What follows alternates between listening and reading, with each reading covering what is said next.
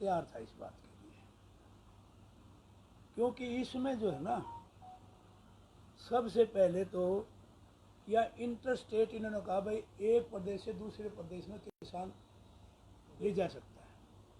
लेकिन आपने देखा होगा, सुना होगा, 15 अगस्त को लाल किले पे माननीय प्रधानमंत्री जी ने किसानों को भी बांटने की कोशिश की, छोटे किसान और बड़े किसान। और ये छोटे किसानों के हक के वो थे कानून, सेब का उगाड़, छोटे किसानों के हक के कानून बनाए। ये तो शर्त पहले भी कोई वो नहीं थी, अब भाई एक स्टेट से दूसरे स्टेट में हम नहीं ले जा सकते फसल को, किसान के लिए कोई नहीं, हम नजफगढ़ नरेला गेहूँ नहीं ले जाते थे, या यूपी का गन्ना या यूपी का वो गेहूँ नहीं आता था, यहाँ सब आता था, राजस्थान की सरसों नहीं आती थी। पहले सारी आती थी, ये तो अब बंद की है।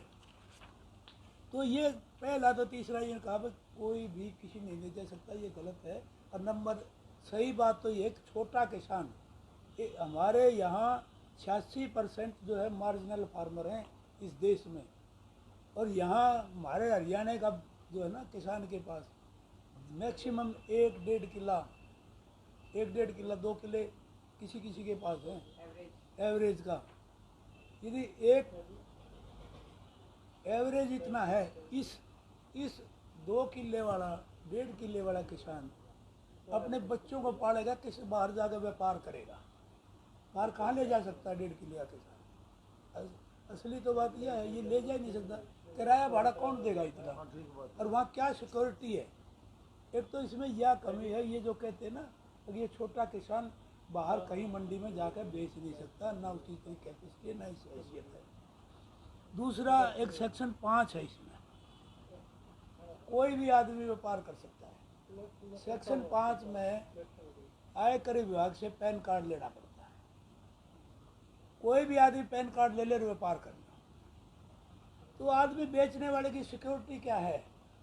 अब वो उसका यदि वो ना पेमेंट करता, माल ले लेता है, उसके खिलाफ क्या कार्रवाई, उसका लाइसेंस रद्द होने का कोई प्रोविज़न है, या कोई वो सिक्योरिटी देता है? ये ना देगा तो यहाँ से बैंक सिक्योरिटी है, बैंक गारंटी नहीं, कोई सिक्योरिटी नहीं आदमी की ले जाता है। मध्य प्रदेश के अंदर जो है, मध्य प्रदेश के अंदर 5-5, 6-6, 7-7 करोड़ के लोगों ने जो है ना वो ले लिए, माल ले लिया किसानों का, और पेमेंट नहीं की। ऐसे बहुत से मामले हैं। तो आप ये देखो, जब किसान की पेमेंट की सिक्योरिटी नहीं है तो कैसे कर सकता है? इसके अलावा ये जो सेक्शन 5 में है, ये सिक्योरिटी नहीं, सेक्शन 6 है, नो मार्केट फीस।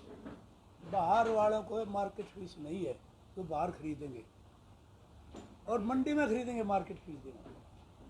150-200 रुपये मार्केट फीस के होते हैं, 150-200 मार्केट फीस के होते हैं जो देनी पड़ते हैं खरीदार को। तो मंडी से कौन खरीदेगा भाई? जब प्राइवेट मंडी होगी, वहाँ मार्केट फीस नहीं देनी होगी, तो लोग तो वहाँ से खरीदेंगे, वहाँ से लाएंगे, तो ये मंडी कैसे चलेंगी?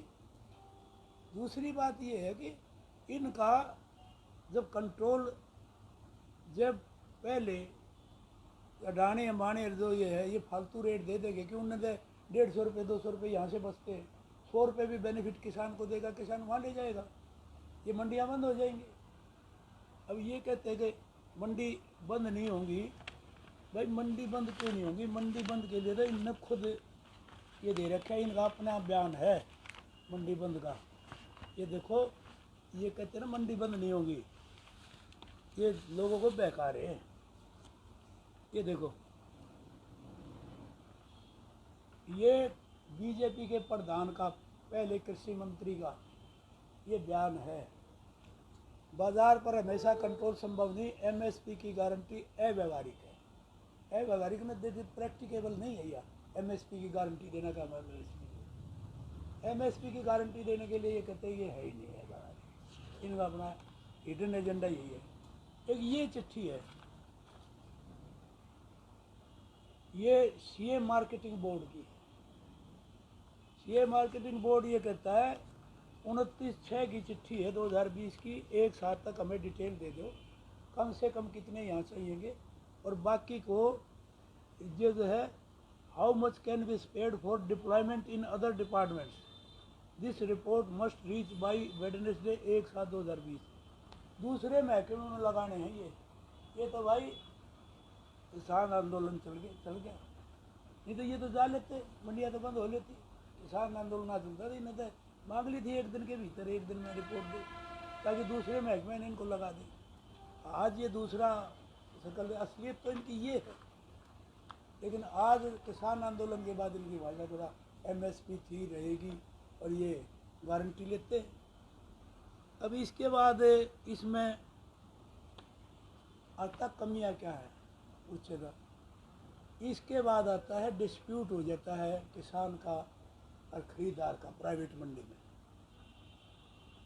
प्राइवेट मंडी में डिस्प्यूट हो जाता है तो कहाँ जाएगा?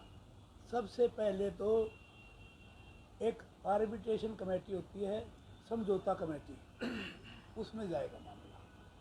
समझौता कमेटी नहीं हुआ तो एसडीएम के पास जाएगा, वो एक समझौता कमेटी बनाएगा। उससे नहीं हुआ कलेक्टर के पास जाएगा, कलेक्टर से भी नहीं हुआ, फैसले से संतुष्टि नहीं हुई तो मार्केटिंग ऑफिसर है सेंट्रल गवर्नमेंट का, एग्रीकल्चर मार्केटिंग, उसके पास जाएगा। उससे भी नहीं हुआ तो ज्वाइंट सेक्रेटरी के पास जाएगा, सेंटर के ज्वाइंट, 2 अफसर सेंटर के, 2-3 यहाँ। एक किसान 2 किले का, 1 किले का किसान इतनी लंबी लड़ाई लड़ेगा, उसको कौन सुनेगा? एक तरफ अंबानी अडानी, दूसरी तरफ एक गरीब किसान जिसका 1 किले का पाले थे। क्या ये कानून काला कानून नहीं? क्या इसको कोई मिलेगा, न्याय मिलेगा किसान को, गरीब आदमी को? अच्छा, फिर तो एक और काम कर दिया, उसके साथ किसी ने धोखा दिया हो, करा हो, धारा 13 बढ़ा दी। अब कोई भी सरकारी अफसर जो भी इसमें काम कर रहा है, चाहे एसडीएम है, ये है, ये खरीदार कोई भी है, सरकारी या उसा, तो इससे कनेक्टेड होगा, उसके खिलाफ आप मुकदमा नहीं कर सकते, आप पुलिस में नहीं जा सकते। जो उससे कनेक्टेड है उसके साथ वो नहीं कर सकते। फिर और कोई मामला है, फिर सेक्शन 15 कर दिया, दीवानी मुकदमा भी नहीं कर सकते, फौजदारी थाने में दरखास्त भी नहीं दे सकते। मतलब ना तो उन अफसरों के खिलाफ, ना सरकार के खिलाफ कोई भी कार्रवाई, ना पुलिस में जा सकते, ना सिविल कोर्ट में जा सकते। ये कानून है। इसमें ये बता दो राहत कहाँ है। अरे फिर एक और है, इसमें अभी तक रूल्स भी नहीं बने हैं। ये तो कर तो दिए थे, बगैर रूल्स के सेंट्रल गवर्नमेंट कभी भी रूल बदल दे, जो कर वो चाहेंगे वो रूल बदले जाएंगे। एक वो इनके साथ क्या होगा, अब देखो, ये कल की खबर होगी मेरे ख्याल से, अडानी ने सेब सस्ते कर दिए, ठीक है, 16 रुपये किलो सस्ते कर दिए, लोग बड़े खुश होंगे, बड़े सस्ते कर दिए भाई। लेकिन ये सस्ते कुछ टाइम के लिए है, इनका असर क्या होगा? जो वहाँ हिमाचल में, जम्मू JNK में जो सेबों के बाग ले रहे हैं ठेके पर और वो काम करते हैं, वो सारे आदमी घाटे में चले जाएंगे, अच्छे घाटे में जाएंगे। वो घाटे में चले गए तो बाग छोड़ के भागे, अगले लेने वाला कोई नहीं होगा। फिर इनको अडानी अंबानी बेचेंगे। फिर 16 रुपये घटाए ना, तो इसमें 40 रुपये और बढ़ा देंगे, 50 रुपये, फिर कहाँ से लोगे सस्ते?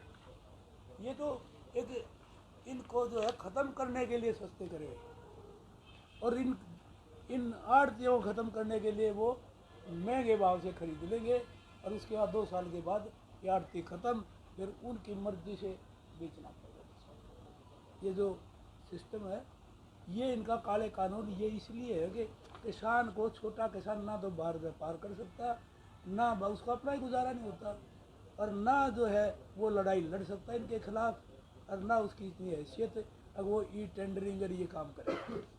तो ये सारी बातें हैं। और हमने जो है एक नकल का जो था वो मामला आया था, नकल वाले मामले में इन्होंने, मैंने सजेशन किया था इनको, कई मामले, कई उस कानून में गलतियां थी और इसमें मैंने सजेस्ट किया था, इन्हें बताई भी थी गलतियां जहाँ जहाँ थी। और मेजर गलती जो थी ना वो धारा 8 के सब सेक्शन 4 में थी। इसमें नकल जो कराने वाला या जिन्हें पेपर आउट किया या जो भी था और उससे संबंधित चेन, वो उससे मिल गया उससे मिल गया, उनकी तो सज़ा है। इसमें ये इसमें लिख रहा था he shall be liable to be punished. दे का वर्ड नहीं है, दे शैल बी, दे का मतलब हम ये चाहते थे, मैंने ये कहा था कि इसमें जो एग्जामिनिंग अथॉरिटी है जो पेपर लेती है, जहाँ से पेपर के ऑर्डर होते हैं वहाँ से लीक हुआ, एसएस बोर्ड है, एचपीएससी है, मैंने कहा था इनको शामिल करो। असली तो बीमारी वहाँ से लीक हो, पीछे क्लर्कों के खिलाफ तो मुकदमे बना दिए, एसएस बोर्ड के क्लर्कों के खिलाफ मुकदमे बने थे पीछे, लेकिन क्लर्कों की हिम्मत है क्या अगर वो पेपर आउट कर देंगे। असली तो और कही थी बात, तो उनको छोड़ दिया। हमने तो ये सजेस्ट किया जो आप नकल ख़त्म करने, इसकी सीबीआई इंक्वायरी कराओ ताकि पता लगे। मैंने तो बिल्कुल ये दिया है। बहुत स्कूल ऐसे थे, सेंटर ऐसे जहाँ बीजेपी के उन ठीक बोलने के स्कूलों में पेपर हो रहे थे, वहाँ से लीक आउट हुए, अखबारों में आई है। करवाओ उनकी सीबीआई इंक्वायरी, कौन कौन आदमी थे जितने पेपर लीक हुए, वो इंक्वायरी करा दे। आगे किसी की हिम्मत ना हो सीबीआई इंक्वायरी, लेकिन सरकार भाग रही है क्योंकि उन्हीं के शय पर जो है ये हो रहे थे। और ये सिर्फ एक ढकोसला बनाया है और कानून बना दिया। जब तक अधिकारी नहीं होंगे, जो मेन नहीं होंगे, तब तक ये नकल नहीं रुकने वाले।